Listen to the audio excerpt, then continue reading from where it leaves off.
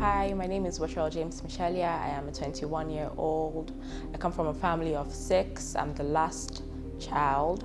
Primary school, I attended a primary school in Maiduguri, Borno State, Ruby Model School.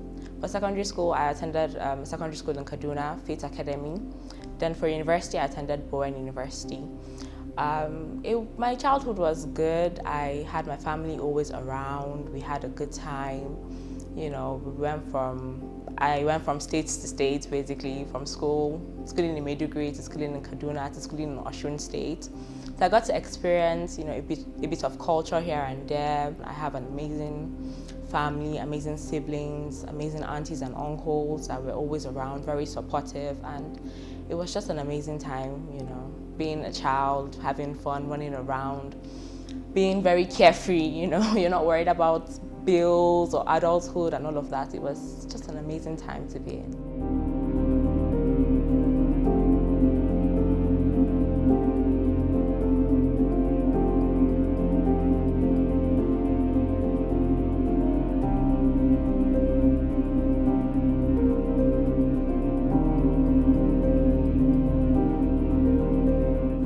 So my journey with diabetes started when I was 16 years old. It said 2020 during COVID. I was in secondary school trying to finish up with WAEC and NECO and all of that. So in school, because we had to go back, we couldn't finish the normal timeline. We had to go back in August. So in August, I started to lose a lot of weight. I was going to use the toilet a lot, and at first I thought maybe it was just cold because Kaduna was cold at that point in time. I didn't really think much of it. I thought it was maybe just WAEC stress and whatnot. But when I came home after WAEC and NECO, my mom was like, we should check my blood sugar. It could be that, just to rule out, that's from the list of what could be happening. And then we saw that my sugar was extremely high. It was, my glucometer couldn't even read it at that point in time. So she was so worried. She rushed me to Maiduguri to a hospital, and we started my treatment there. I couldn't really understand what was going on at that point in time because I wasn't in any pain. It was just, hunger, excessive urine, excessive tests, and that was it. So I couldn't understand how, the switch from eating whatever I wanted to eat to not eating rice, just having to eat proteins and veggies. The switch was a lot. It was really intense for me, and I struggled a lot, honestly. Maybe at that onset, I couldn't understand, what it meant for me, up until now. But then at that point in time, I was like, okay, because my mom was doing everything for me then. She didn't let me do my insulin myself. She didn't let me cook anything myself. So it was easier to have someone there to guide you. But when I started going to university and it was just only me, I had to do everything. I had to make decisions for myself. I had to decide, today I'm not going to have soda. I want to have veggies. I want to have proteins. It was difficult. So at the hospital, they didn't really give me a clear explanation of what happened. I think they were just mostly worried about how I was still standing and I wasn't in a coma at that point with the elevated blood sugar I had. But I would say that I also don't believe that is the amount of sugar I had eaten, for age 0 to 16 that caused my diabetes so early. I also want to say that, I don't know, it could be in between, my family history, and maybe it could be, I don't know, autoimmune. I really don't know, because I haven't still gotten a very clear, diagnosis of what is going on. So I'm just here managing, with what the doctor has prescribed, and seeing how it takes me or where it takes me to.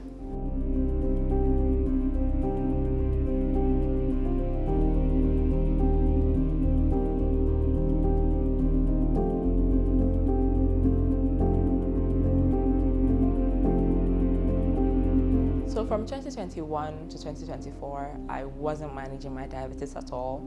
I have type 2 diabetes and I'm on oral drugs and insulin. So there are days that I would not even take my oral drugs, I would not take my insulin. I would eat whatever I wanted to eat, because I thought that, I was enjoying myself then, having the opportunity to eat whatever I wanted to eat.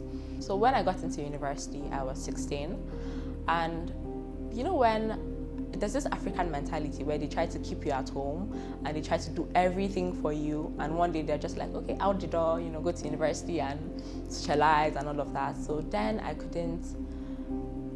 had freedom at that point, and I didn't know that, with freedom comes, with great freedom sometimes comes, great problems and risks and all of that. So I was just like, oh, Mommy did not allow me have Coke in the night. Now it's time for me to have Coke in the night. Mommy did not allow me eat chocolate, and now it's time for me to eat all chocolate I want. So at that point, it was just more of, that excitement of that freedom of I could eat whatever I wanted to eat.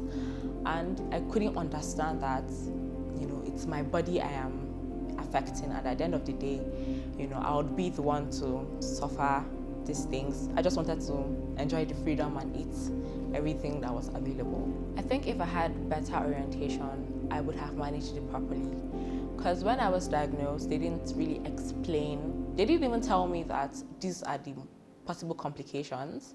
They just said, okay, go home, this is your insulin, don't eat this, don't eat that. So I couldn't really understand that, the complications were this severe and this serious. They just told me, be careful and don't get injured. So I thought it was normal, maybe you're cooking and the kitchen knife will cut you, and then.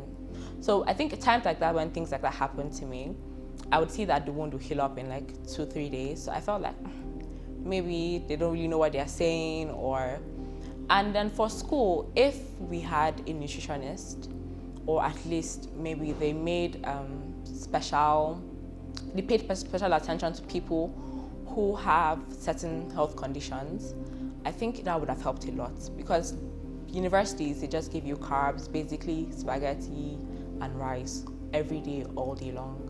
So I think that yes, if we had a nutritionist and if I had better orientation, I would have managed it properly.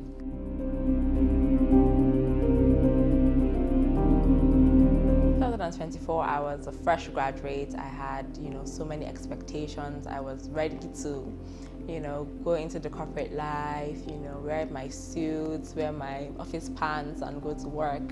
Until one day everything changed and I realized that, I was really, playing with my health and I wasn't taking care of myself properly.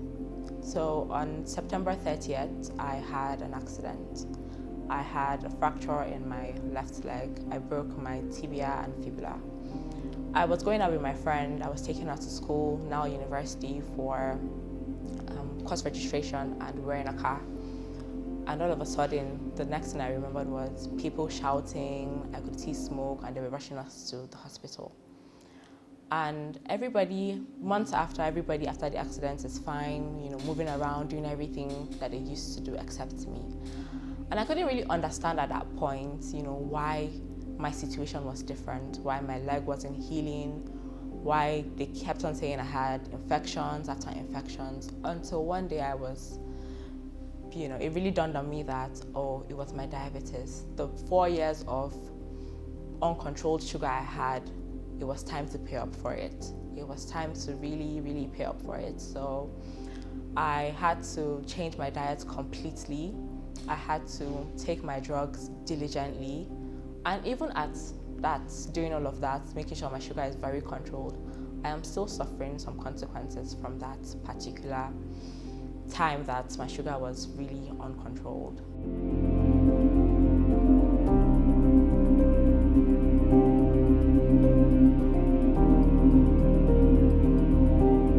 When I had my fracture on my left leg, so I was at the hospital and my doctor came in and my doctor was like, 3 to 6 months, I should be back on my feet, I'll be good. So I was really excited. My sister called me and she was like, it's your leg, are you sure you're going to be okay? And I told her, 3 months, you just give me 3 months, I'll be good. And it's a year now and I'm still here. I've had 3 surgeries just because of this leg, and I am not done with all the surgeries I'm going to have yet. So the healing process is slow. It's taken donkey years to heal, and I don't know, it has been a lot for me to take in, because every time I go to the hospital, I expect good news, and then I would hear, this is not working, we have to switch to this, we have to do another surgery. So it has been a lot to take in, a lot to understand, and I would say that it is a huge learning curve for me, because I now understand the depths of my diabetes. I truly understand, what it means and the severities of the complications. So for young people, especially people from ages 16 to 25, I would say that diabetes is a very serious chronic illness. And I think because we have normalized it so much, and I appreciate the normalization of diabetes because it allows you to talk about it more. But then the more you talk about something, sometimes people just think it's not as serious as they say it is, because since everybody's having it, that means it's not serious.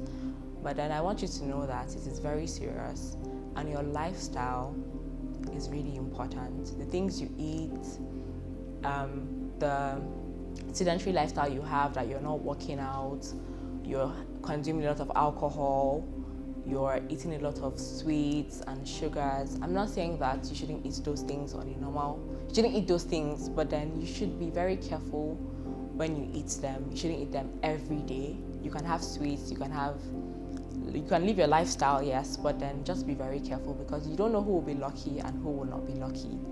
And you don't want to get to a point where there is no turning back. Right now for me, there's no going back to before 16, before I was diagnosed. So I'm going to live with this for the rest of my life, and I have to learn to manage it.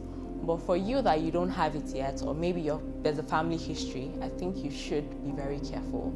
And you should also, take it seriously, check your blood sugars once in a while, and just eat very healthy, Healthy living shouldn't feel strange to us. It should be the normal lifestyle that we have. So it's okay for you to eat healthy, it's doable. We have just normalized eating sugar and eating a lot of carbs, but then if you want to make a difference, you can make a difference.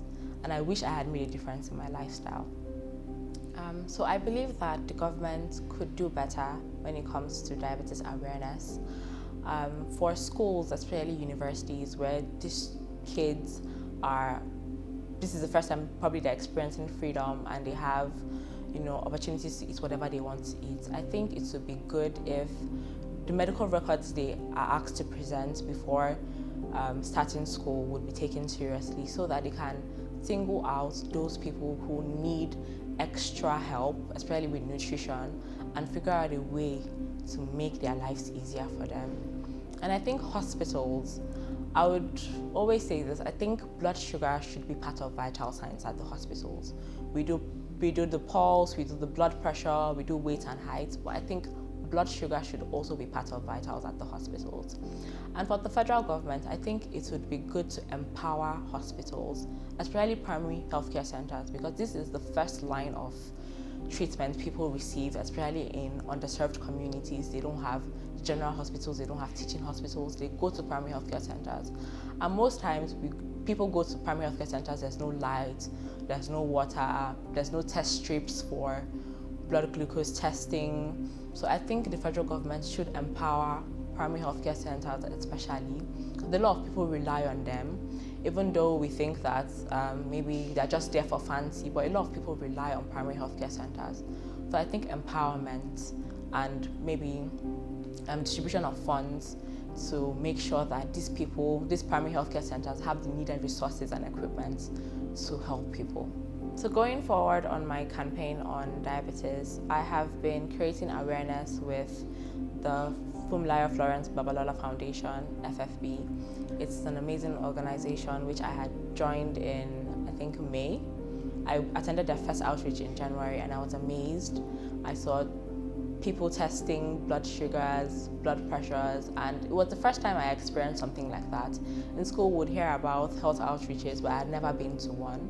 So when I saw it, I was really drawn to the organization because I am diabetic and I want to create awareness, as I am already creating awareness for other people, younger people especially, who have diabetes, to be able to have a voice and to be able to know that it's okay to have diabetes, and to know that there are organizations out there such as FFB who would come out to communities and refer you to hospitals and give you medications and make sure that your life is easier. So it's an amazing experience for me, and I am glad that I am an ambassador of this amazing organization, and I can't wait to see other amazing things we do and all the other people who would help. For people living with diabetes, I would want to encourage them. It's not a death sentence. Yes, at first it may be difficult, but then you would learn and you would understand that it gets better. Look at me, I finished school last year. I thought, it was going to be a bed of roses, and I found myself in a terrible accident. But still, I'm thriving, I'm doing what my mates are doing. It's not a setback for me. Yes, it's not the easiest journey to be on, but it's doable and you can do it. It may feel tough on some days, but it's just part of the journey. Just find a way to enjoy the journey. You're doing amazing. You're trying to be an organ, basically, as a human being. You're trying to be your pancreas. You're trying to do much more than you'd ever expected to do, and it's not a death sentence. There are a lot of opportunities. There is hope, honestly. There is light at the end of the dark tunnel. It may not feel easy, it may feel hard at first, but then you would get used to it, and you'd see that, you're just doing it and you're doing amazing at it. So even though it may feel hard on some days, or you may be tired on some days, my advice is just keep pushing. It would get better.